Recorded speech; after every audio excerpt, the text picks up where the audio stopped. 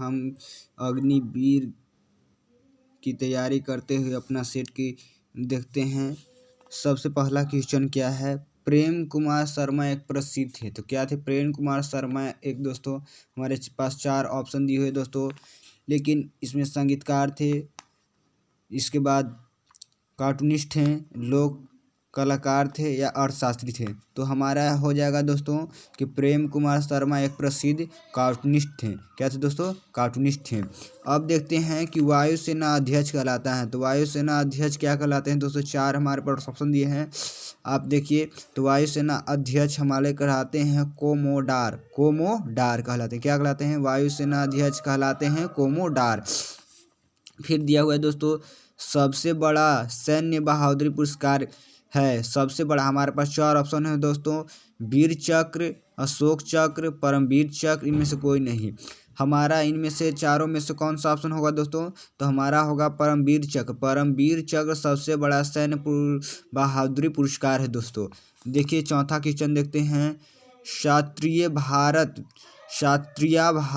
के किस राज्य का लोक नृत्य है? यानी क्षत्रिय जो है वह भारत के किस राज्य का लोक नृत्य है दोस्तों? हमारे पास ऑप्शन दिया है मणिपुर, आंध्र प्रदेश, असम, उत्तर। तो हमारा ऑप्शन नंबर सी यानी कि असम होगा दोस्तों।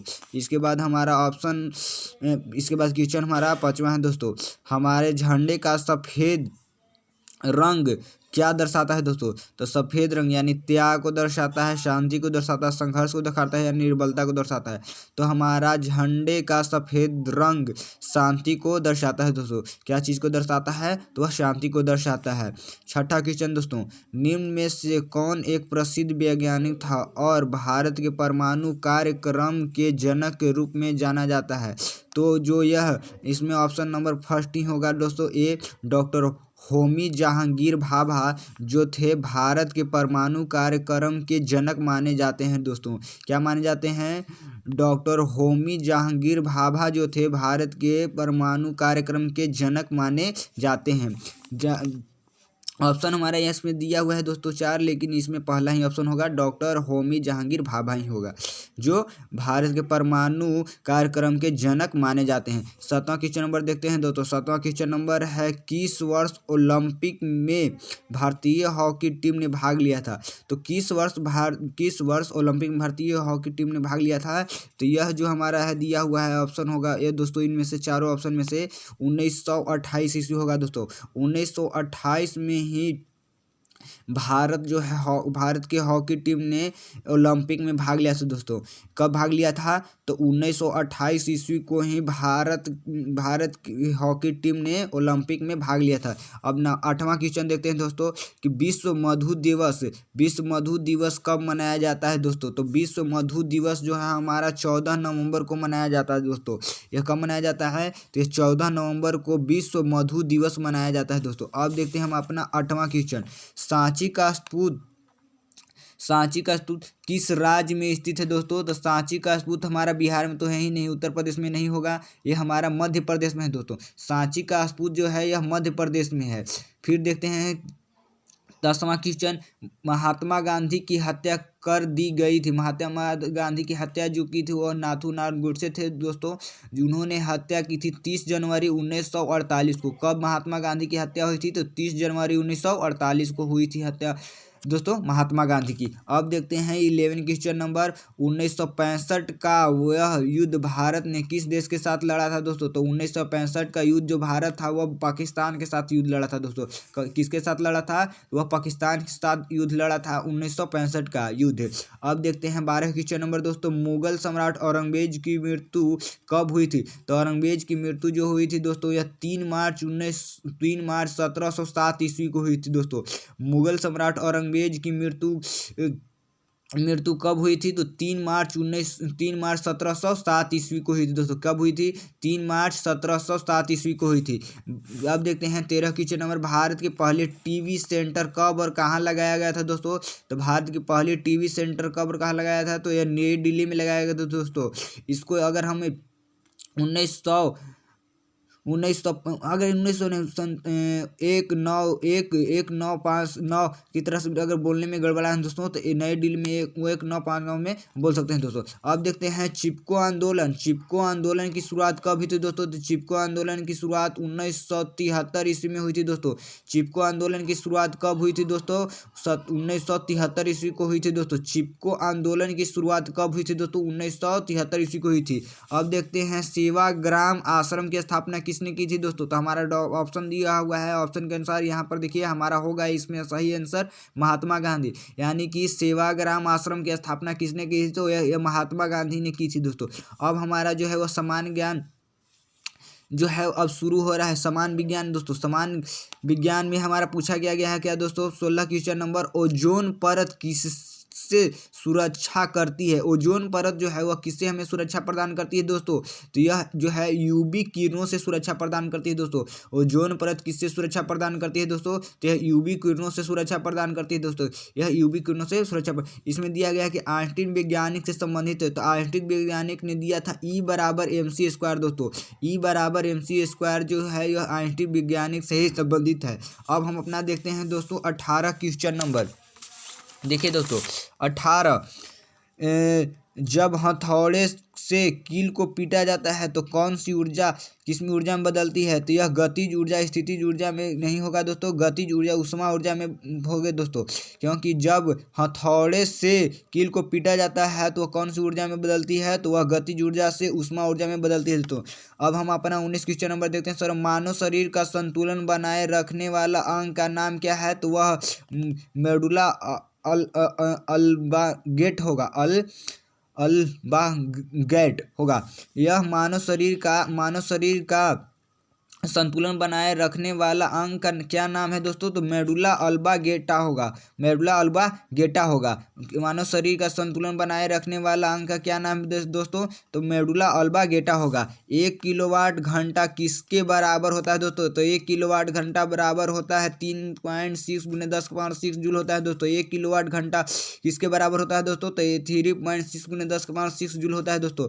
1 किलोवाट घंटा किसके बराबर होते हैं दोस्तों? तो 3.6 × 10⁻6 जूल होते हैं दोस्तों। 1 किलोवाट घंटा किसके बराबर होते हैं दोस्तों? 3.6 × 10⁻6 जूल होते थे।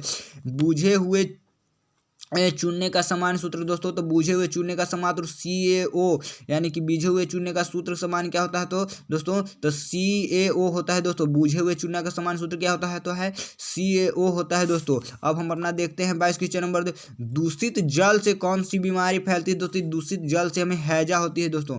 दूषित जल अगर हम ग्रहण करते हैं यानी पीते हैं तो हमें कौन सा बीमारी होगी दोस्तों? तो यह हैजा होती है। अगला नंबर क्वेश्चन देखते हैं। स्तनधारी जंतु किस अंग से श्वसन करते हैं? तो स्तनधारी जो हम धरातल पर रहते हैं दोस्तों उसी को स्तनधारी कहते हैं, जंतु कहते हैं दोस्तों। तो स्तनधारी यानी कि फेफड़े से करते हैं दोस्तों। स्तनधारी जंतु जो हैं कुत्ते, बिल्ली, मानव, यह सभी फेफड़े से श्वसन की क्रिया करते हैं दोस्तों। अब अगला क्वेश्चन नंबर देखते हैं दोस्तों 24, कैटरेक्ट बीमारी किससे संबंधित है? तो कैटरेक्ट बीमारी जो है वो दोस्तों वह आंख से संबंधित है। किससे बीमारी संबंधित है? कैटरेक्ट बीमारी आंख से संबंधित है दोस्तों। कैटरेक्ट बीमारी किससे संबंधित दोस्तों? तो आंख से संबंधित है।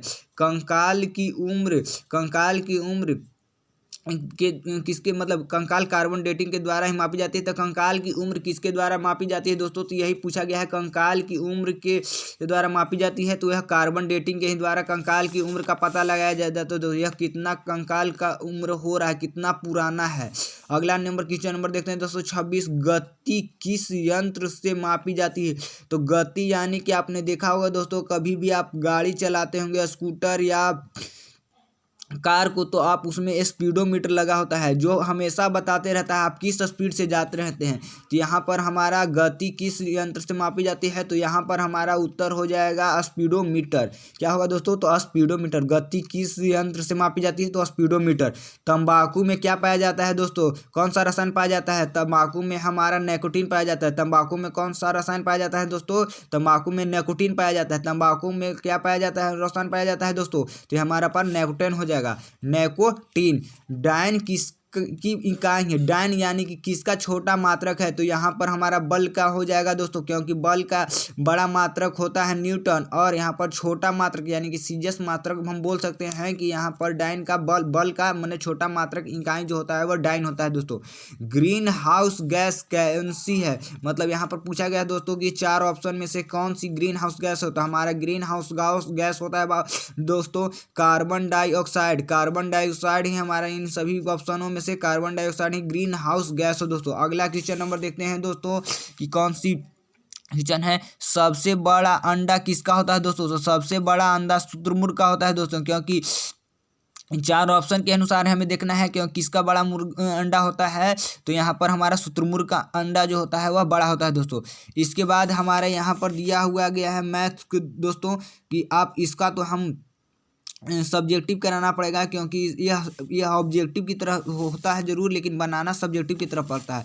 इसी के संबंधित एक हम और क्वेश्चन तर्क संगत वाले देखते हैं दोस्तों। यहाँ पर पूछा गया है, तो यहाँ पर इसका भी हमें एक तरह से सोल्यूशन ही देखना होगा, लेकिन हम आपको समझाने का कोशिश कर रहे हैं कि देखिए अगर यहाँ पर 1, 9, 25, 49 और 121 दिया है दोस्तों, तो यह सभी संख्या, यह सभी वर्ग है जो विषम संख्याओं का है। 1 का वर्ग 1 ही होगा, 3 का वर्ग 9 होगा, 5 का वर्ग जो होगा 25 होगा, 7 का वर्ग 49 होगा, और इसी में हमारा विषम संख्या हो जाएगा 1, 3, 5, 7 के बाद विषम संख्या 9 होगा दोस्तों। तो यहाँ पर हमारा 81 का वर्ग 9 का वर्ग 81 होगा, जहाँ पर हमारा पर आंसर 81 होगा दोस्तों। इसी प्रकार हमारे पास पूछा गया है, देखिए दोस्तों कि आपको साफ नहीं दिख रहा होगा दोस्तों, इसलिए आपको साफ दिखाने की कोशिश कर रहे हैं दोस्तों।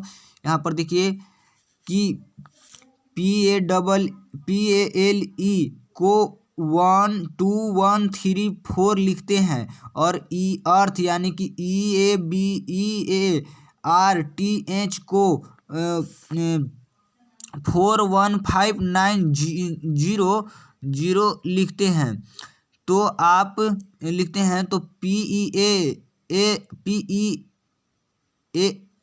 को कैसे लिखेंगे, तो इसी में से हमको समझ के लिखना है दोस्तों। अगर यहाँ पर ये समझ में, तो एक और लास्ट क्वेश्चन देखते हैं दोस्तों। अरुण ने कहा वह लड़की मेरी माँ के पोते की पत्नी है, वरुण की उस लड़के के साथ संबंध है। अब यह इसका समझने के लिए अपने पर खुद लेकर इस क्वेश्चन को देखें दोस्तों।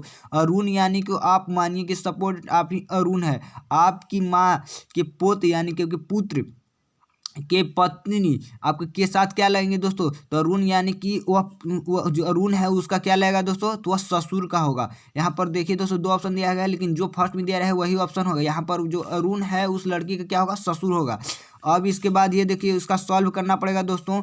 इसका सॉल्व आपको हम कर अगला वीडियो में दिखाते हैं इसका सोल्यूशन, इसका और तर्कसंगत और इसका मैथ का, ये दोनों को हमें सोल्यूशन कर आपको अगले वीडियो में हम दिखाते हैं। थैंक यू दोस्तों, लाइक एंड सब्सक्राइब जरूर करें।